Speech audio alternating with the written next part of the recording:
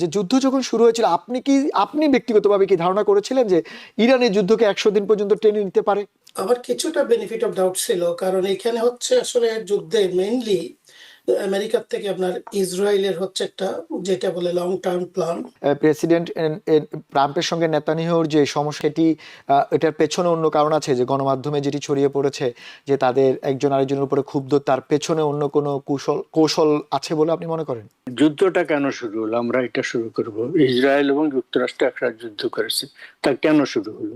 সেইটার কতগুলো এইম ছিল। একটা হচ্ছে মানে এই দেশের মিডিয়ায় বলেছে সম্ভব হলে ইরানকে কয়েক ভাগে ভাগ করা।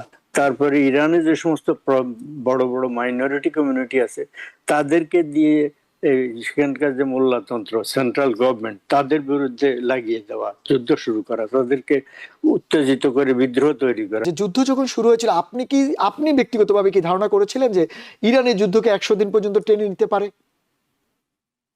ধন্যবাদ। আসলে আমি এটা আশা করি নাই। আমি ভাবছিলাম যে যুদ্ধ হয়েছে, এটা খুব অবিলম্বে বা খুব দ্রুত হয়তো এটা আপনার একটা ডিলে আসবে এবং বন্ধ হবে।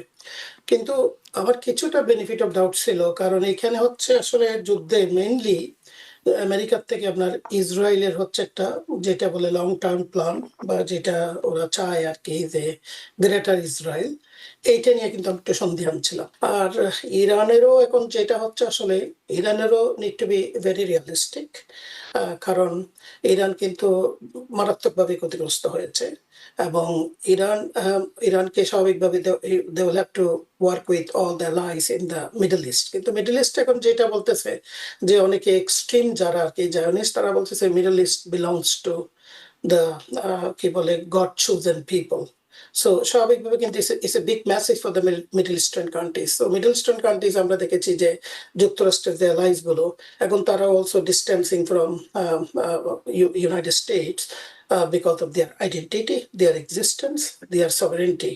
So all those things actually eventually contributing. At the same time, United Nations নিষ্ক্রিয়, United Nations অবশ্য কোনো সময় active ছিল না, because the big player never play actually the equitable role. That is another issue. So all these things actually contributing to continuing the war.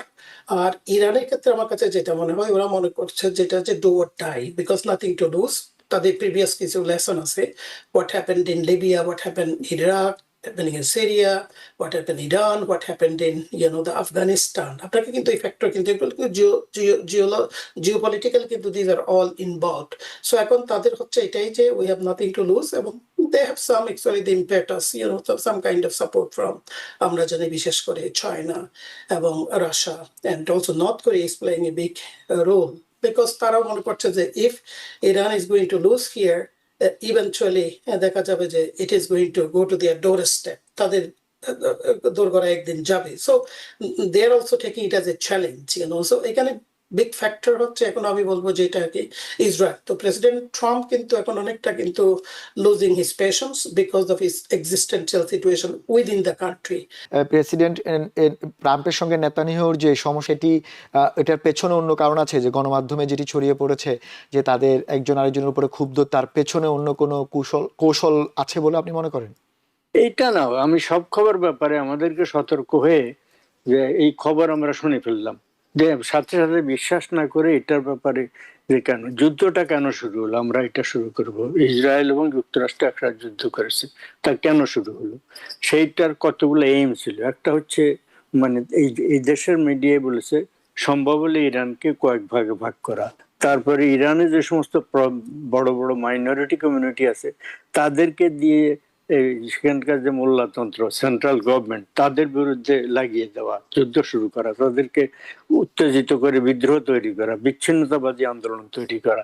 তারপরে হচ্ছে greater Israel, তারা বলেননি কিন্তু অনেকে ধারণা করেন সেটা একটা কথা। সেটা হচ্ছে যে প্রফেসর সাহেব এর আগে উল্লেখ করেছেন, প্রফেসর মাদবর, উনি উল্লেখ করেছেন গ্রেটার ইসরায়েল। গ্রেটার ইসরায়েল এখন মানে লেবাননের লিটানি রিভার পর্যন্ত তারা এক ধরনের চলে গেছে, ওইটা তাদের দখলে। এখন সেটা ছাড়িয়ে আর এরপরে 10 কিলোমিটার পরে আরেকটা রিভার আছে, সেটার সীমান্ত পর্যন্ত তারা তাদের দখল বিস্তৃত করার চেষ্টা করছে। এমনকি রাজধানী বৈরুতে আক্রমণের জন্য প্রস্তুতি নিচ্ছিল। আরো মানে আরো কয়েকটা না বাতিয়ে ওই শহরের দ্বার প্রান্তে পৌঁছে গেছে, সেখানে আক্রমণ চালাচ্ছে।